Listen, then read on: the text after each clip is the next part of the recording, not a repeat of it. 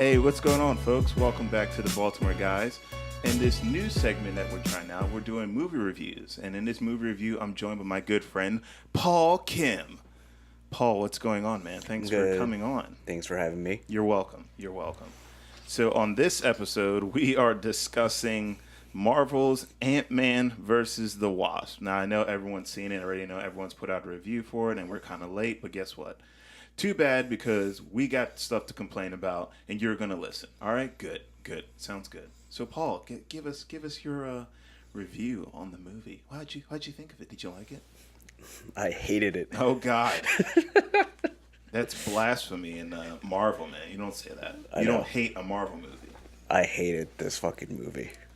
Reasons. We need reasons. Where do I start? Oh, let's start with how the movie actually started. I don't know if you remember, but right after the previews ended, the movie literally started without any logo.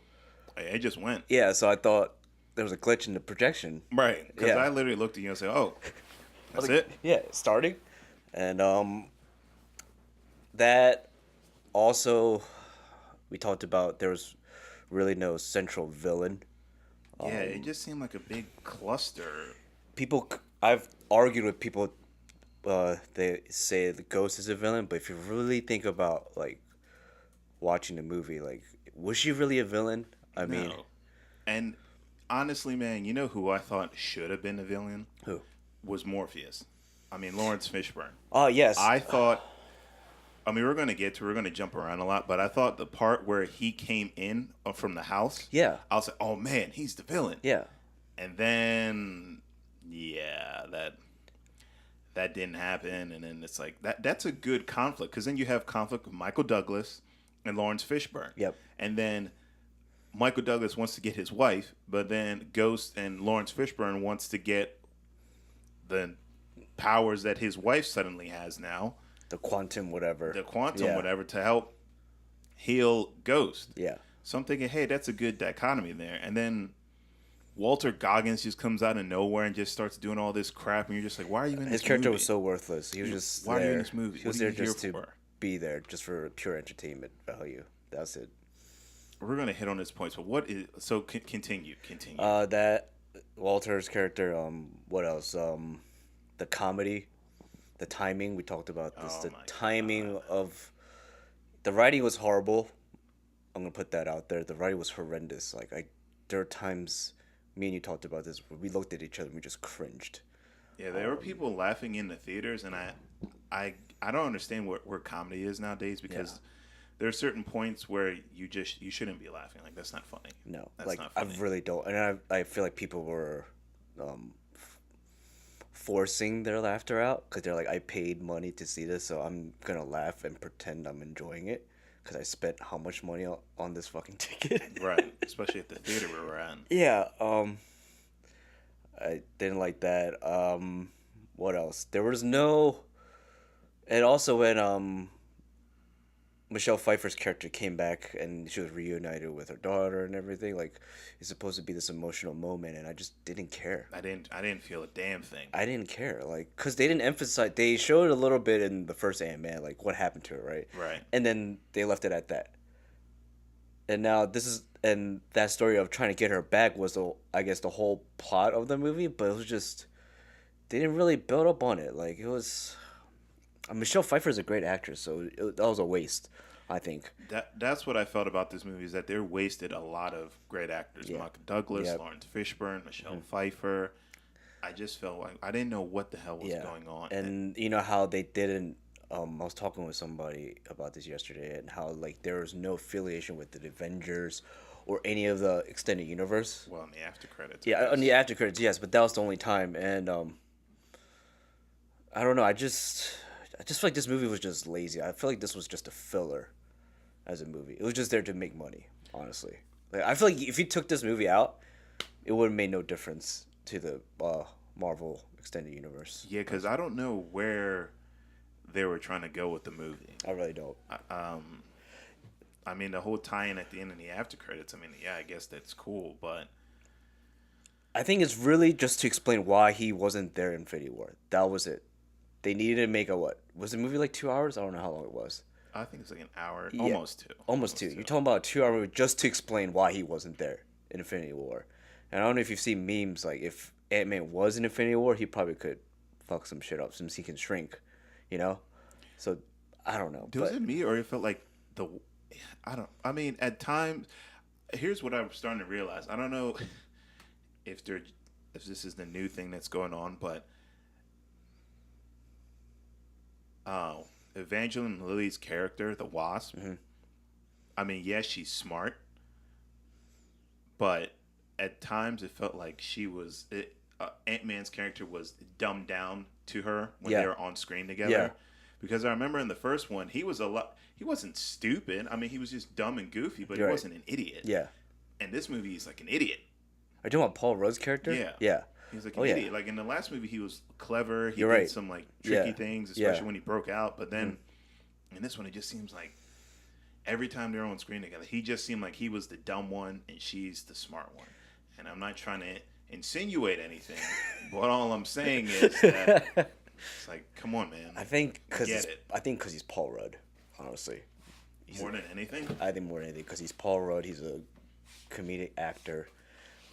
Marvel's taking advantage of that. So, because can you really look at him as like I mean, I've seen him in serious roles, but as a Marvel movie, can you see him as a leading man? Me, no, I can't, and that's why they played that comedic value on him, honestly. But this whole movie, like I thought Ant-Man was bad, like the first one, but after watching this one, like it made the first Ant-Man actually really a better movie. But that's not really saying much, in my opinion. No, because Ant-Man didn't live up to your expectations anyway. Yeah, like you know the whole story. I mean, Ant-Man was supposed to be originally directed by Edgar Wright, right? Who did Baby Driver, Shaun of the Dead, Hot Fuzz. Like if you guys seen that movie, his movies, he has a distinct style. And you can imagine, like if he did that, like I think the style would have fit perfectly. I think so too. But I think just Marvel is just so ego driven that they're like, no, it has to be every movie has to look the same and feel the same because it's an extended universe. Blah blah blah. You can't go ape shit, and I think that's why he left. Let's get back to the comedy, and in particular, the scene where they're in the house. With Ghost. They're trying to steal the lab back, the miniature lab back, and everything. And then she gets out, knocks them both out. Then they're tied up to the seat. And then Fishburne's character comes out. So stuff starts getting intense. Like tension starts building. It's getting serious. And then the phone starts vibrating. And that stupid child's ringtone is playing in the background. That pissed me off so bad. So I'm like, what? Like, I did not. That was first of all, it wasn't funny. It wasn't like you just said, like that reveal with Lawrence Fishburne was awesome. I was like, wow. I thought that was it because the scene before that he was lying to the FBI and he was like, because we both hate each other. Yeah. So I'm thinking, okay, maybe he's gonna play a bigger role in this than I thought. Then when he came through in the house, I'm like, oh shit, he's the guy that's doing all this. So he's trying to get whatever the research and blah blah blah blah. So okay, there's the conflict, there's the dynamic. Then the phone. I'm just like, yo, come on. Like we said, it was even like, let's say they wanted to still put that in that scene. It was just when they put it in that scene was just wrong. Yeah, it was wrong because that scene could have. Then I would have been more invested then at that moment. Yes. With the scene, but then the phone's ringing and he just cuts off. It's like, oh, okay, could you answer that? It's my peanut. I'm like, yeah. It's a 911 emergency. Yeah, like, I'm just like, oh, like what is, like in my head, and you know, as me and you being filmmakers, like in my head, I'm like, what does this have to do with telling the story? Just in this situation in general, what is it? And it's just there just to lighten up the mood, so it won't be dark. Because Marvel's supposed to be this happy little universe. Does Marvel try and sell as much toys as Disney? I mean, it is owned by Disney, so like. Oh wait, you're right. Yeah. Well, now it is. Now it is. Yeah. Now it's owned by Disney. But do they push as much merchandise as Disney does? I don't know. I don't think so. I don't really see anything out there. I mean, maybe like T-shirts, definitely. Blu-ray sales, obviously, that's big merchandising. But actual toys, not really. in my case. Other than like if you're looking at maybe I don't know if you know like those sideshow collectibles, like the really detailed models where like those figures go for like $500. Right. Maybe those. But I'm just thinking a lot in general because I just don't get that scene. It just killed everything. I got so mad. that was like, yo, why did you do that? it was for that moment could have made the movie better. You know what I'm saying? Like if they took out that comedy part, if they just kept that scene going, I think I don't know. Like it's just What Marvel movie started that whole thing? Because I don't even think Iron Man wasn't Iron Man had comedy. It's just, but it was good comedy. It was right timing. right. Because there were sections where it was serious. Yeah. What I guess Guardians. You could say Guardians, but Guardians. I mean, before that, what it was. No, Incredible Hulk doesn't really count. I guess. Which one? Well, I mean, there was the Hulk with then Edward there was Norton. Incredible Hulk. But if we're talking about how Marvel is more like funny, I don't think it's more funny. Like if you look at like going off tangent, like Infinity War, that's a dark ass movie from the very beginning. You know what else was a dark movie too? Civil War. Yeah, Civil War was really dark. Winter Especially Soldier. Winter Soldier was dark. Yeah. Especially that fight scene in Civil War though. Yeah. When he finds out that Bucky killed his. well, not only that too. So that whole thing, that whole event series, but especially too when uh,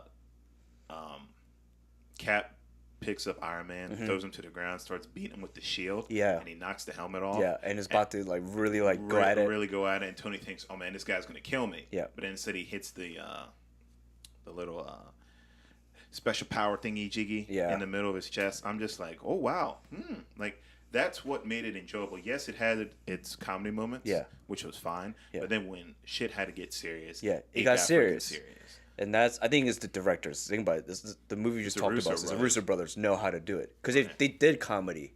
They're writers of comedy before they even directed movies, so they know about timing.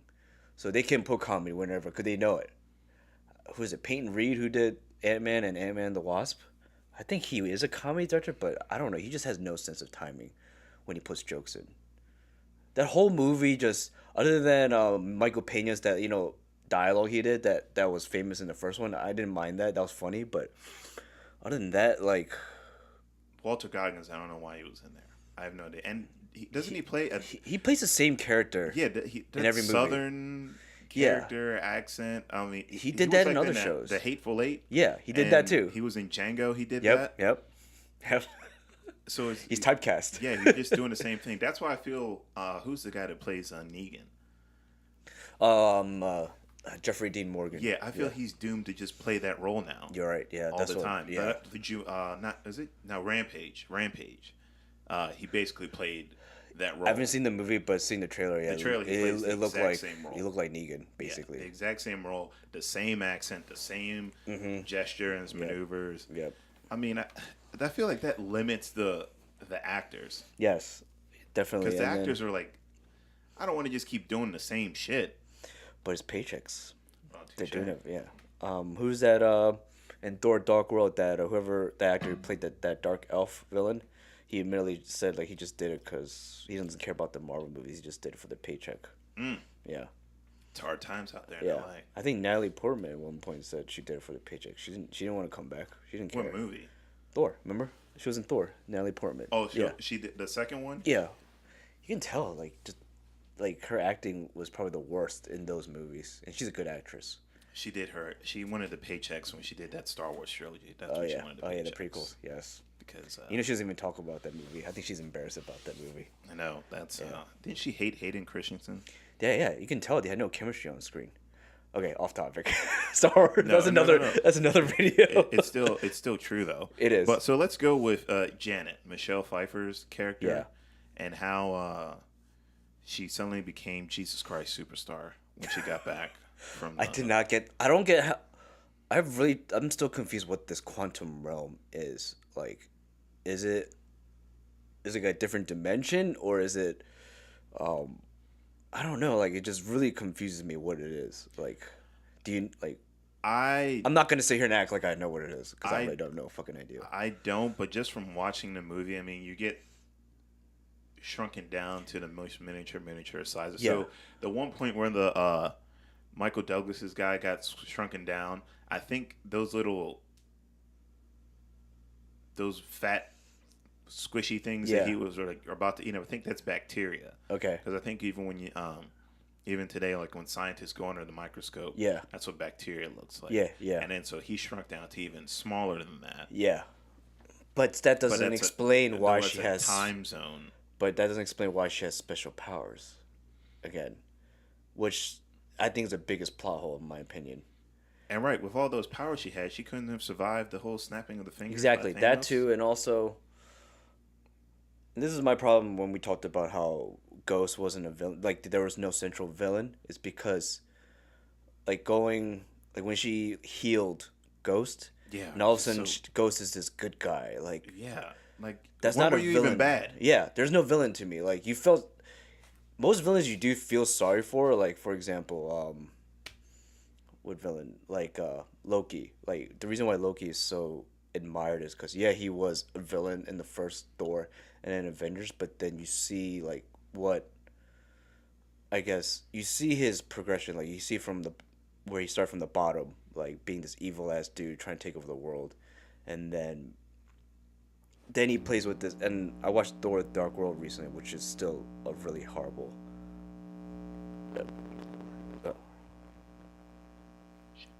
But You hit. There we go. yeah, sorry. Oh, Was I off? Touch it again. No, the cord. There we go. Okay. Sorry. What was it? You should be. Yeah. But there's no, how do you say, like you never really felt sorry for Loki, if that makes sense. Like you understood where he was coming from, but you never really felt So sorry for him. you built the connection to Loki. Yeah, you still And that's connected why he with was him. Popular. Yeah, exactly. Whereas Ghost is like, if you felt sorry for her, so when she saw her, when she saw her backstory, how she got turned, I was like, oh, that sucks. I'm not gonna lie. I thought the way they did it, I thought Lawrence Fishburne was her dad, and then when they showed the flashback, I was like, wait, he's a white guy. So I was like, wait, did they not find Lawrence Fishburne like a body double at least? I don't know, like, yeah, there was no threat. I think my overall problem with the movie, there's no threat in the movie. Like, who's a threat? Honestly, there's really no. It was basically like people wanted the same thing. Like they were trying to get the whatever parts to get to the quantum realm. That was it. And then you have another. You basically, I think the problem too was there's like too many stories going on. So you have one story of Michael Douglas trying to find his wife, right? Then you have Walter Goggins trying to get technology to sell on the black market. and you have Ghost trying to get the same thing, but for different reasons.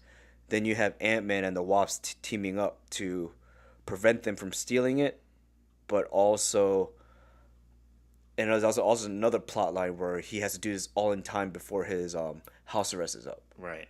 And So also like, he was trying to get some ass. yeah, exactly. So it was just, I don't know, like it was, people, I've talked to people about the movie and they're saying it's entertaining, right? I mean, yeah. It was it's entertaining, fine. I'll give it that, fine. but that doesn't make it a good movie. You know what I'm saying? Right. Like, Infinity War was entertaining, but also it was a great fucking movie. Like the pacing, how the Russo brothers managed to put all these like characters into one movie, but have equal screen time, where you felt like no one was left out. Yeah, but at the end of the day, we all know the movie was about Thanos. Like Yeah, that's the exactly. This whole thing was leading up to that moment. Exactly, you know. So the movie was about him. So I'm glad they kept it there. Exactly, but I don't know. Just with this movie, it was. I just wasn't. I think when I'm really thinking about it, I think I just wasn't invested in anybody. I wasn't invested in Ant-Man. I wasn't invested in the Wasp. I didn't really care about Ghost. I didn't care about anybody in this movie, honestly. So it was just me just watching, but okay, I don't really care who wins. I think the best part of this movie was the daughter. I think that's it. Yes, she was. I mean, she was cute, obviously, but she just had the best lines. Like her acting was great. It was. You got a future, kid. You Yeah. got a future. Yeah, but I don't know. Just there's not. If you told me to go watch this movie again to see if I like it, I would never do it. Fuck that. I'm not wasting Couldn't my. pay you to watch the movie. Fuck, dude. I watched the first Ant-Man. I didn't watch it until it hit Blu-ray and digital. I didn't bother watching it. Like Infinity War, I saw 4 or 5 times already. Well, you ain't see it 30-something times like that guy did. No, I don't think I could do that. But I think 5 times for me is enough until Blu-ray comes out, which is very soon, actually, in a month. Yeah, I think it's around the corner. Actually, it's this month. Digital is this month. Blu-ray, the actual Blu-ray coming out is in a month. What about 4K? 4K. I did order it though. Did you? Yes, $32. Jesus Christ. So here's another thing that you wanted to bring up is the minorities that they used in in Ant-Man and how they're portrayed. Because I don't know what's going on with just the way these actors are. Are they like Randall's character, Randall Kim? Yeah, the FBI director or agent or whatever, head agent. Yeah, he was there just for pure comedic value. That was it. Yeah, and it wasn't funny. It was just so awkward. Very awkward. And he's a great actor. And I just don't understand why he would take... was he even like that in the first one? I don't think he was even in the first movie. He wasn't in the first one. But my problem... See, this is my problem with not just Marvel, just movies in general. Right? Just the whole Hollywood system. And you'll probably agree too. We talked about this. The reason why, and I'm speaking for the Asian community, right? The reason why we're not progressing in Hollywood is because we're being stereotyped to these roles. No one's getting a lead. You'll never hear an Asian man getting a lead role in Hollywood. Other than, who is it? Maybe Jackie Chan and Jet Li back in the day. But that was action movies. It wasn't like serious movies. If you're talking about like a serious movie, you probably won't get it. And there's so many Asian actors out there. There are. People say they aren't, but they are. But it's just Hollywood is not giving them a chance. Because you know why? It's ruled by white people. Oh, I thought you were going to say the Jews. Whoa. Yeah, that too. Jews and white people. And oh, I'm sorry. God. I'm sorry that's racist. Oh, I'm sorry. God. I apologize. You but better, it is true. I'm not putting that in. I'm editing that out. That is ridiculous. You just said that. It's white privilege. Let's get that out of the way. And we talked about it too, like the first Purge, that horror movie, First Purge. The horror. The prequel. Yeah, the prequel. Yeah. I haven't seen it yet, but from the gist of it, I pretty much guess I understand what it's about. Like, why put African American characters as leading roles and have white men trying to I don't know. It's just, I'm just really let's go back to Doctor Strange, for instance, when the Ancient One was cast, whoever that actress name was, as the white lady. When the role in the comic books is described as an Asian old man, but now if you really go deep into it, yes, it's very.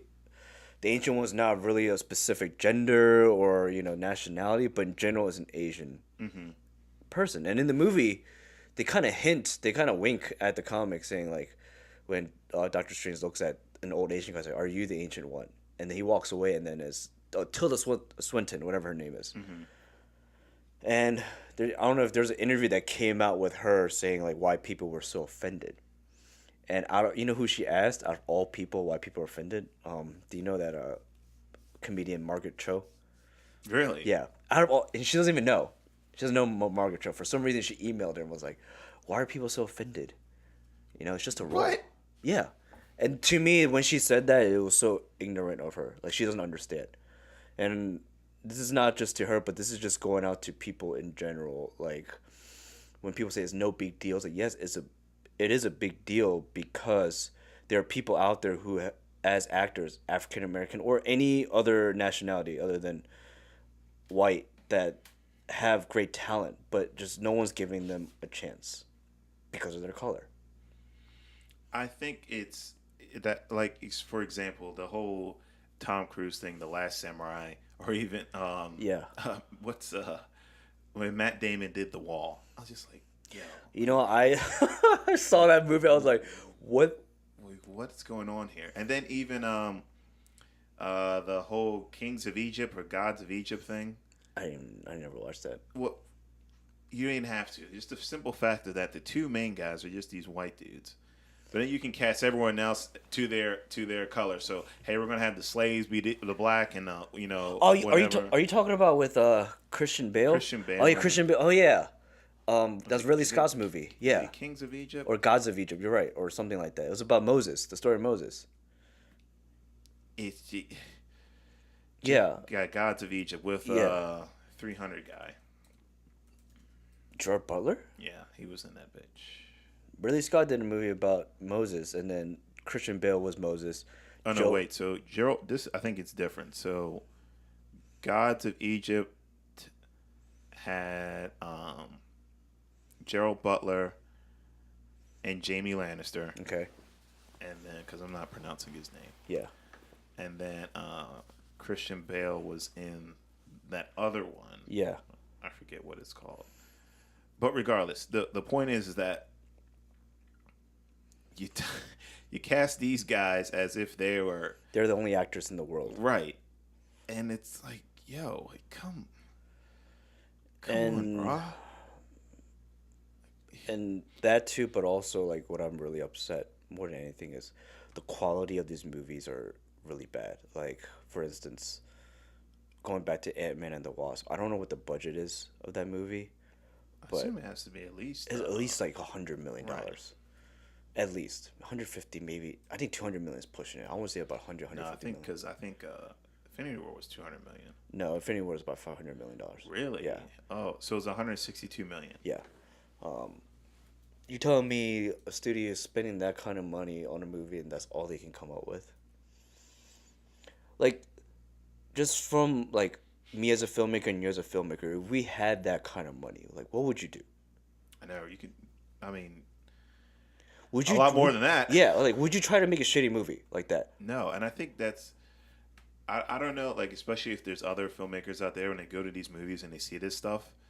I kind of acquainted to the YouTube effect because once who's that guy? Once Casey Neistat or I forget whoever the vloggers were. Yeah. And this whole notion that these vlogs are short films and blah blah blah blah, then everyone started following suit and trying to copy that style. You're right. Yep. And then so I'm worried now that when you see films like this, that these aspiring filmmakers are going to start now trying to copy to that style, which I think they lowers the quality. I think they are of what even movies are. I think they are even in the indie scene right now. Like, I saw a horror movie called Hereditary. And if you read up on reviews, people are saying it was the scariest horror movie ever since The Exorcist and all that bullshit. And I went in there, I was like, okay, I'm gonna go in there with low expectation. And I saw it with Mike right, McNeil. I was supposed to see it with you guys. Yeah. Me and him, it was a 2-hour movie. Me and him were literally laughing throughout that whole movie because it was all the ideas that was done in that movie has been done, right? It was predictable. Was there 10 scenes? Yes, but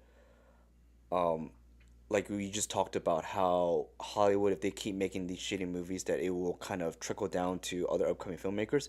That's what I felt like when I watched Hereditary, because in the indie scene, you're free to do whatever you want. You're supposed to be creative, because you don't have a Hollywood system looking over your shoulder and be like, you can't do that. So when I saw Hereditary, knowing that it was an indie film, it was produced by A24 Studios, which is an independent studio.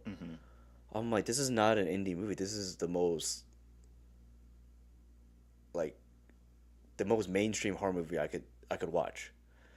That's why I was disappointed. And being a horror fan, it was just, I've seen so many horror movies. Like this movie, I feel like I've seen 1,000 times. So that's why I was disappointed. And when I saw this movie, I was like, damn, like you're expecting something different. And also, the generic. Yeah, and I feel like these indie directors are doing these movies just so they can get their feet into the Hollywood system. They have to make it's kind of like they have to make shitty movies and cliche movies to get into Hollywood, if that makes sense. No, I understand that. Yeah, it's kind of like selling your soul to the devil, you know. And that's why I feel like, some of these directors are basically doing when they're working for Marvel. Like I love Marvel movies. Like don't get me wrong, there's some good ones, but there's some ones I'm just like, why is this even being made? You know, like, um, Speaking on that, Hollywood having their hand in the thing. I mean, let's switch it over to the other universe, DC, and Justice League, oh my god, and how that movie's bad. it is bad. Well, we can even go with. Well, I already talked about this with my friend Steve, but we're mainly talking about like the bullying. But as far as um, Justice League and the Last Jedi, I mean, the simple fact that Abrams had an outline Yeah, for the three movies, yeah, and then Ryan Johnson comes in and says, "Fuck it." Kathy Kennedy, I guess, gave him the green light for yeah, it, basically, and you're just quote unquote taking risks and doing all this stuff that just is like this shit doesn't work. Like I understand you want to try and try something new, but everything you tried new just seemed it was all cliches. yeah, Like you're trying to do the whole M Night Shyamalan effect with the whole what a twist kind of deal. yeah. And it's just it didn't work. And in fact, it just completely took me out the movie. And then with Justice League, You saw the studio's hands all over that right. movie. And the simple fact that this outcry for the Snyder Cut is happening, and it's gotten so big to the point where There's rumors saying that he's actually doing a cut. that he's doing a cut. Yeah, I mean, how? At the end of the day, I understand the studios are just thinking about one thing: money. Yes, That's it. money. I mean, I get it. Yeah, that's fine. But you can't even have this argument with DC and Marvel anymore because now it's to a point where studios are trying to do the same goddamn thing. Yeah. Like I said with Justice League, if you saw the color correction alone, it's different. between Snyder's and Joss Whedon's, it's totally different. it's completely different. Yep. And that completely changes the tone of what the movie's supposed to be. Yeah. And that's what I wanted. That's why Nolan's Batman's, even though I like Ben Affleck as this Batman, but Nolan's Batman's, the tone of it just Yep. that separates it from it. That's why people are so attracted to it. Yep. I mean, they can get over Christian Bale's, cigarette voice. Yep, yep. But the whole freaking tone of it, the Dark Knight, that whole tone, it was just like you're at the edge of your seat wondering like, okay, I mean, people are dying, people are getting killed.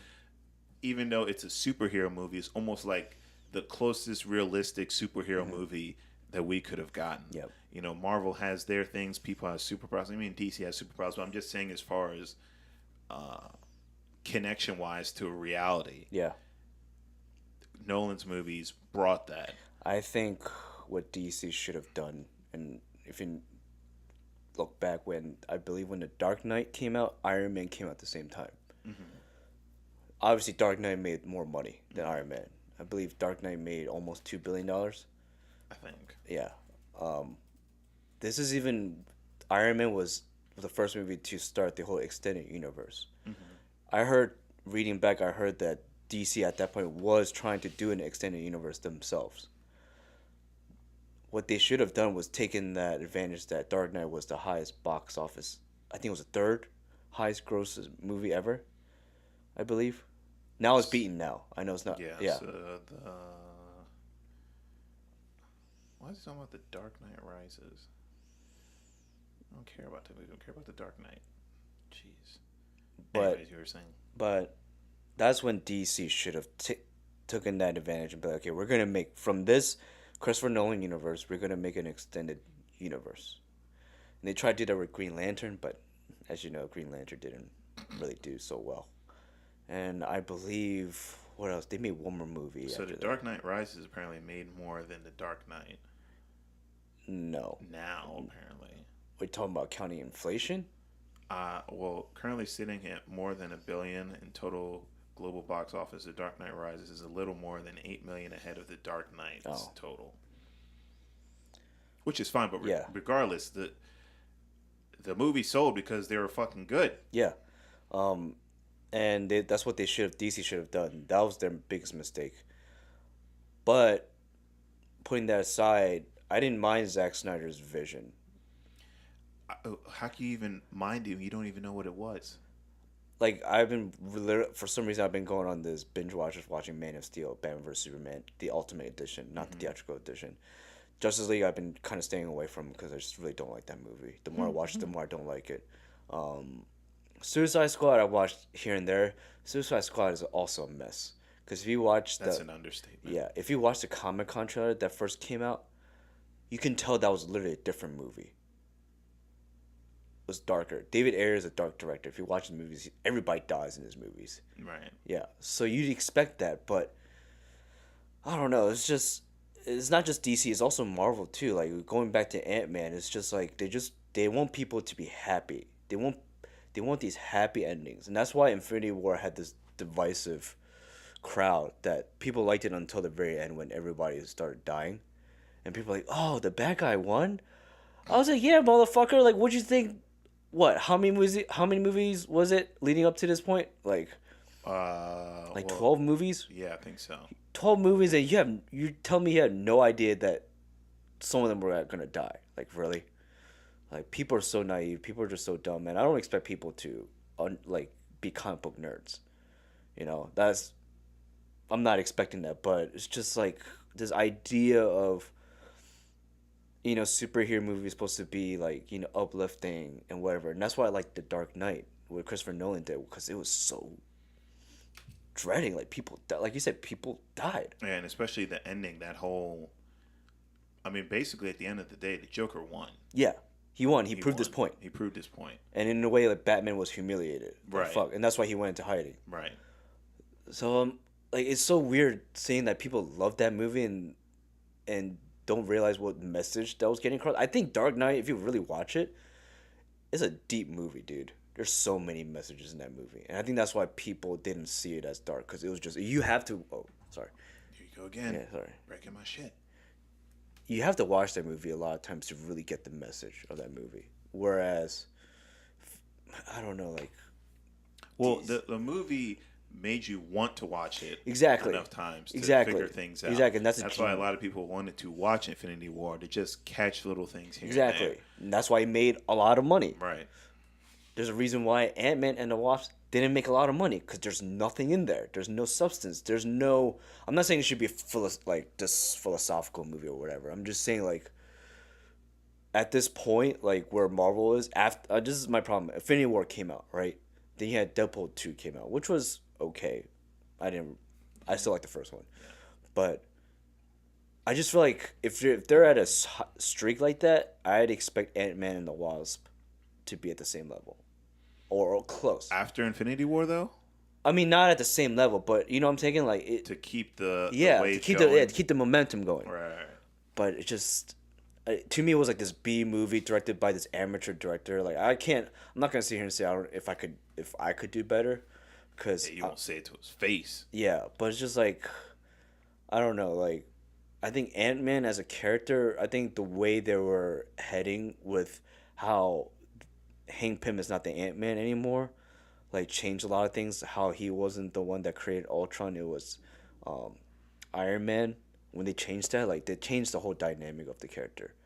Like, he's not really that funny in the comic books. Like, he's not that comedic character like in the movies make him out to be. Mm-hmm. And I think the reason why I think that was Marvel's mistake, was that when they made the first one, like, they're like, oh, this guy just shrinks into an ant size, but he's stronger. Like, how can people take that seriously? I was like, well, if people can watch Guardians of the Galaxy and take that seriously and have fun, why can't they take Ant-Man seriously?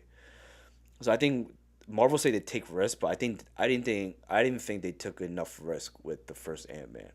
And I believe since they didn't take that risk with the first Ant-Man, I feel like the sequel suffered even more.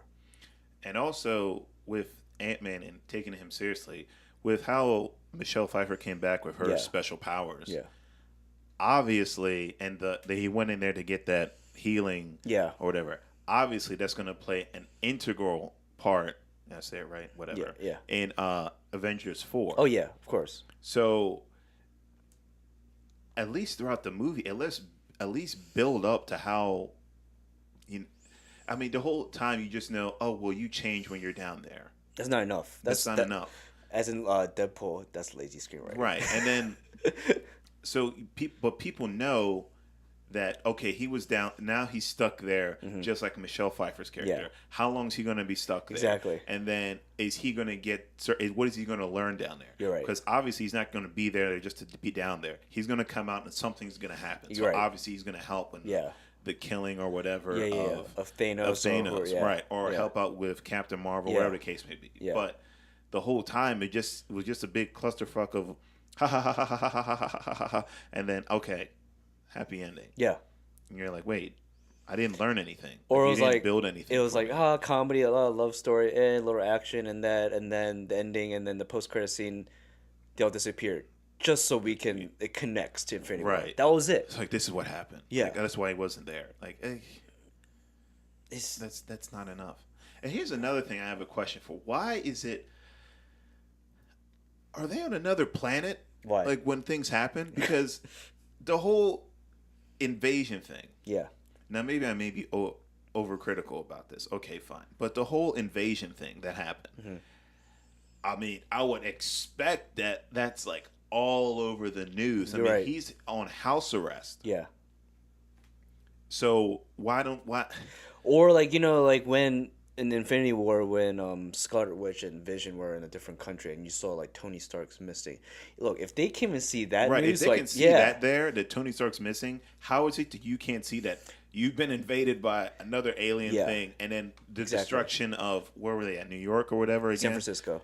Or were you talking about? No. When they first came in, it was New York. New York. Yeah, it was New York. Yeah, but then Ant-Man was technically in San Francisco, but still, like just the news, like right. At least play in the background or something, like just to.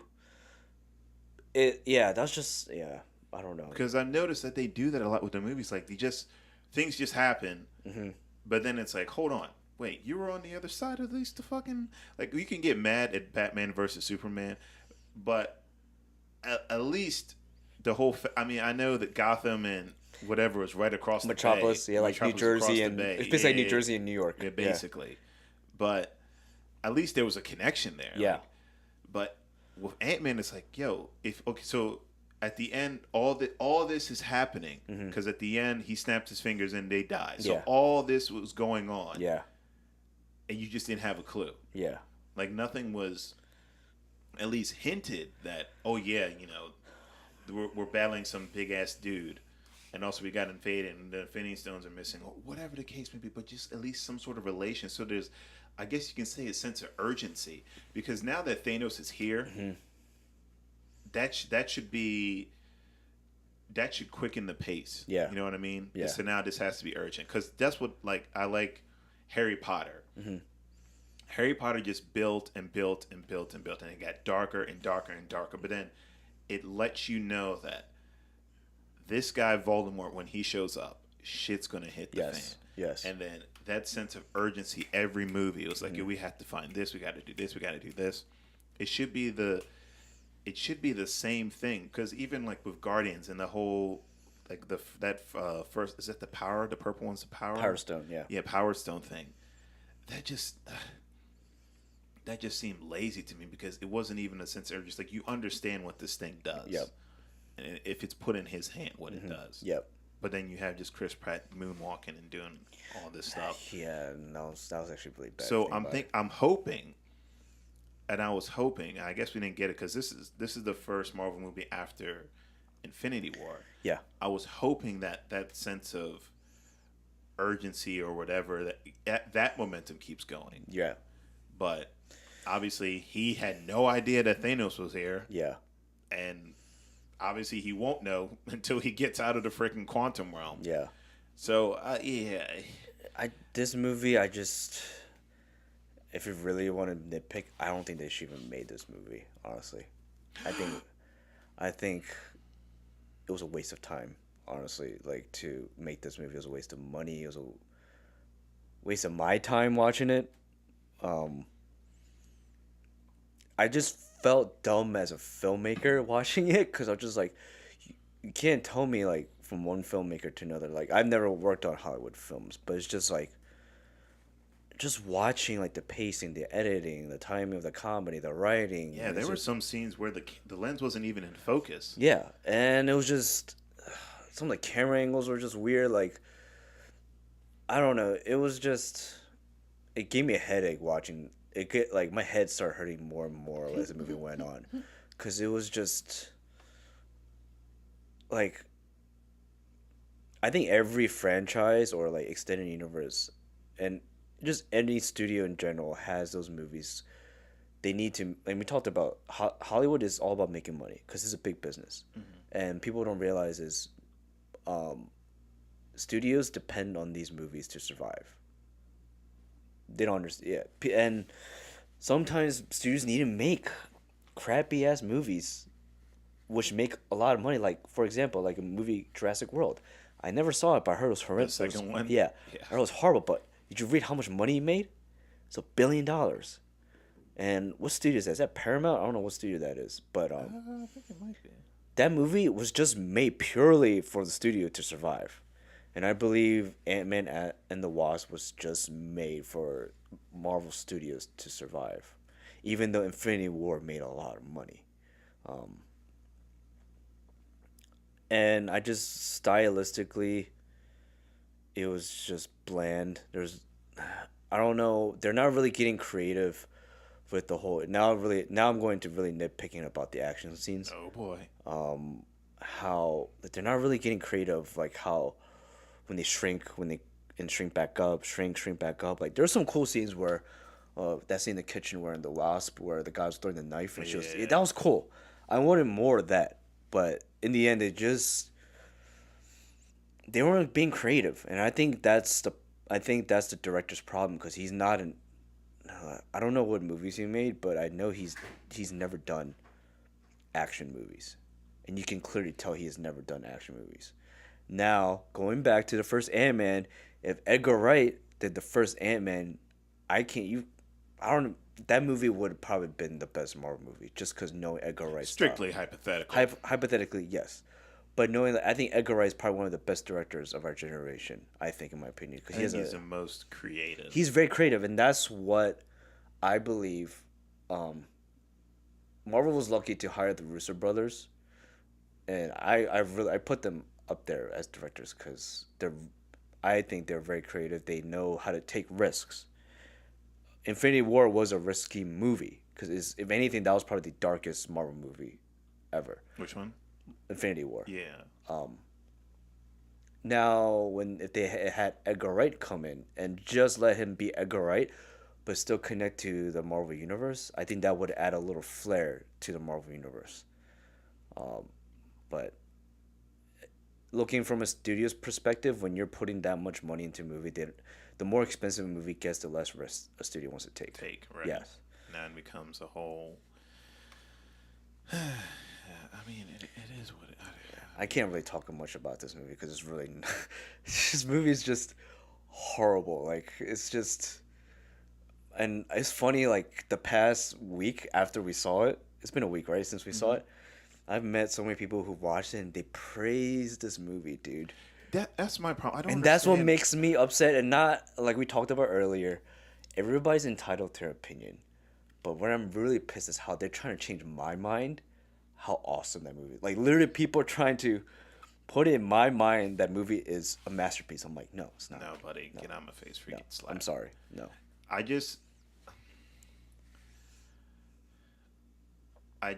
just worried that. Well, I just feel like, and I don't know how else to word this, but people just seem to be so easily entertained. Like I don't know how else to word it because I mean, yes, the movie was entertaining, but then the way people are dubbing this, like responding to it, yeah, and I think it just makes it easier for Hollywood to just be like, we can just do whatever because I mean, people are gonna eat this up. Yeah, these people are just a bunch of freaking monkeys and they'll eat this up. Just, yeah, and it's just like, this. You know how we talked about how it's when I guess I forgot what joke they were laughing at, but me and you looked at each other like.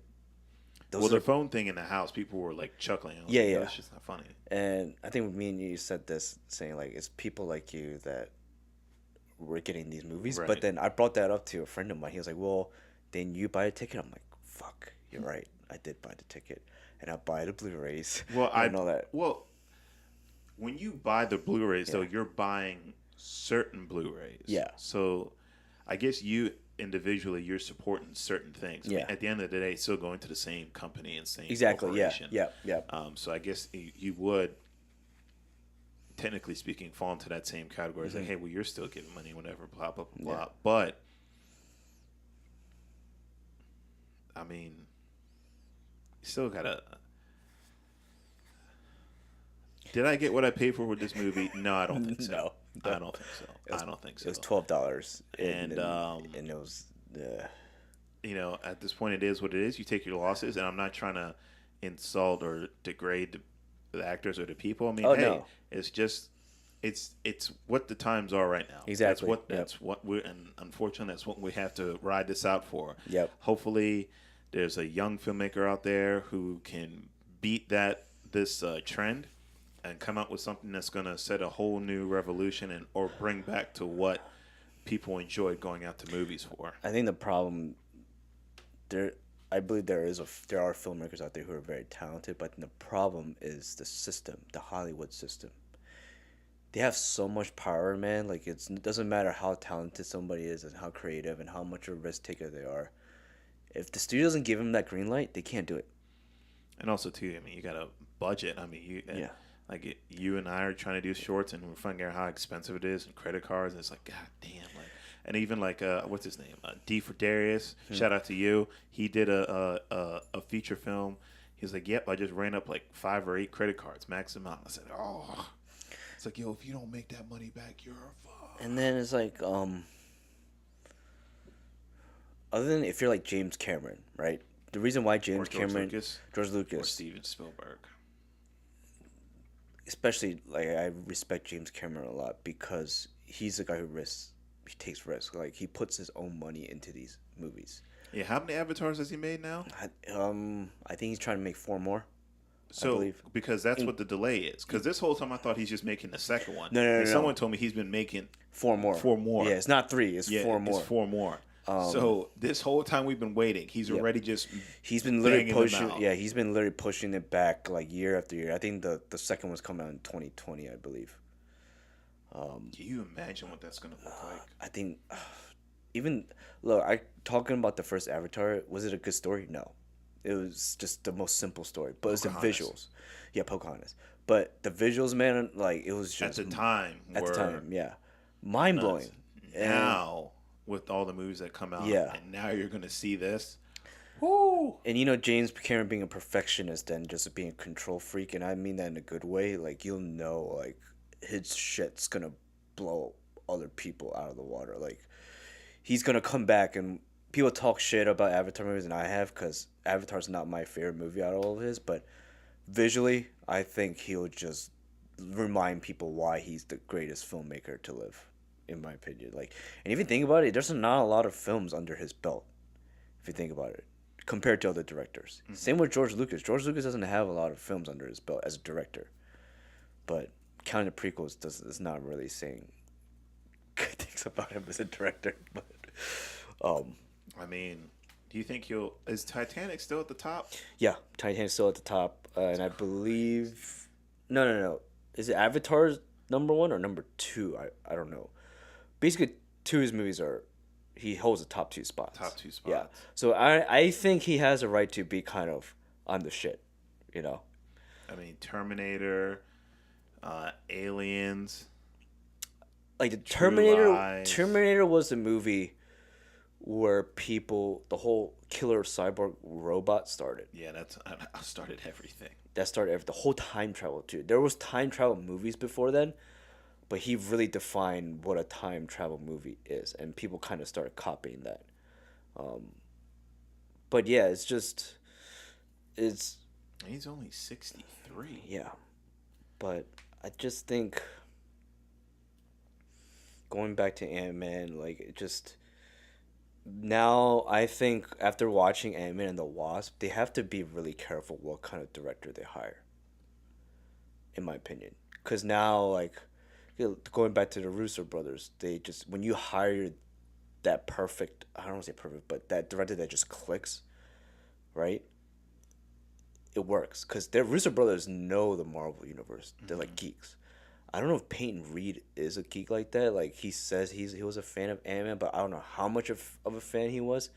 And going back to Russo brothers, when they did Captain America: Winter Soldier, they will admit saying that Captain America was their least favorite Marvel character, and you see what they did with that movie. So I think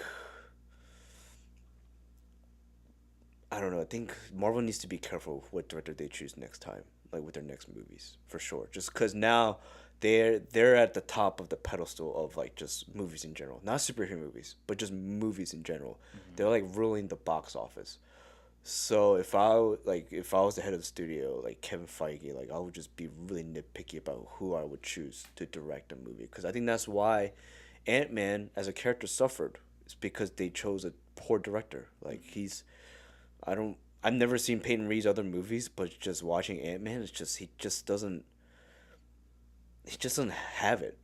It's so bland. It's so cliche. Like it's just I don't know. It's frustrating to watch. That's what I'm gonna say. You seem so upset. It's frustrating. Like thinking about it is just frustrating. That's, I'm getting exhausted just thinking about it. Like if I look tired right now, I am tired just even thinking about it. Because it's like, it is so like it was. Just to sum it up, that movie was a waste of time, waste of money, money watching it, a waste of money making it. Comedy, adding comedy to Ant-Man doesn't do anything to that character. If anything, it made the character worse, in my opinion. Well, adding comedy to movies in general is like it has its place. So yes, look, like you want to make it funny, okay, cool beans, but like make sure you make it funny at the right time. You know, you bring that up. Someone I watched this really interesting video essay about time of comedy in movies, right? Someone actually made a good example of him with Saving Private Ryan, Steven Spielberg. You know, the war movie. There's a scene in there where the whole story they're trying to save that one brother because all the brothers are killed, right? So Matt Damon is that last brother they're trying to save, and they find him, right? And they're stuck in I don't know if you remember the movie, but they're just stuck in that little town at the end, right? And there's a scene where they're just kind of for one moment after all the fighting they're just resting, right? Where he talks about his brothers. The last time he spent time with his brothers, and then he was laughing at how like whatever the situation was, and he was just cracking up by the memory of it. You can call that comedy, but that was just trying to like, it wasn't comedy like going back to the scene with Ghost when that phone rang out of nowhere. This comedy was emphasizing to the point where it was showing the characters that this is how they deal with the stress of war, and this is how in general people deal with stress in general. Is laughter, right? But and reminiscing. Exactly. At the good times. Exactly. And when you're going back talking about timing of comedy, that timing of comedy is perfect. It adds on to the story. With the scene with Ghost and Lawrence Fishburne, when we talked about it was an awesome scene where he revealed himself. The whole build up was awesome. I really was invested in Ghost as a character. I was like, that's an awesome villain. She's like in pain, and that's why she's all like, bad and whatever, and I was like, I buy it. Right, and Fishburne's character as he added on to it. What you tried to do killed her parents. Exactly. And I had to come in, and I took this in, and all of a sudden, I don't even like each other, and this is my way of getting back at you, and blah blah blah blah. And what happens? And then the cell phone rings. I'm just like, yo. I think me and you, both of our eyes rolled back. We're like, are you fucking kidding me? Like, I think I was literally about to just walk out. I was like, fuck this. Like, I can't do this anymore. Depending on, like, if instead it would have, like, when, instead Michael Douglas does a pretend heart attack. Like, let's say the phone doesn't go off. Yeah. Michael Douglas, because then it gets serious. Like, Michael Douglas, like, oh, he's having a heart attack. Yeah. At that point in time, I didn't even care. Yeah, exactly. Like, good. Yeah, you bastard. Like, at that point in time, I didn't even care because now you've completely ruined the scene with, I think, if that cell phone doesn't go off and all the events that happen continue to happen the way they were, that scene would have been dope. Then I would have been completely in the movie. Then maybe you can add that scene as they're getting in the car and trying to get off. He's calling, the daughter's calling him. And, you're right. Okay, fine. Do it then and there. Yeah. But when the scene now is trying to establish what the hell's going on and why this person shows up, why is she doing this, and then now you bring Lawrence Fishburne into this, and now you have no idea. You're like, oh, so they're in cahoots, and then you're thinking, oh man, oh he's the villain. Oh man, that's great. And then he's like, no, no, no. Peanuts calling. It's like, yeah, okay. All right. And that's why I didn't look at her as a villain. It's because of that scene. Because to me, like that scene ruined her image and Lawrence Fishburne image as villains in the movie. Like, because that's all I could think about afterwards. Was I don't know, dude. It was just It just ruined the potential for me. But I mean, hey, you know what? hey man, and hey, I'm not making the movie. I mean, they made the movie. It's already made. It's already done. You got my money, Hollywood. I know. You got it. You got it. Well, Paul, thank you for our first movie review episode. Thank you. And thank you guys for watching this episode. If you enjoyed it, please like, share, and subscribe to continue to receive more great content from us. Take care. And all you young movie filmmakers out there, keep working hard, keep pushing. Don't worry, we're gonna beat this together. Deuces. Peace.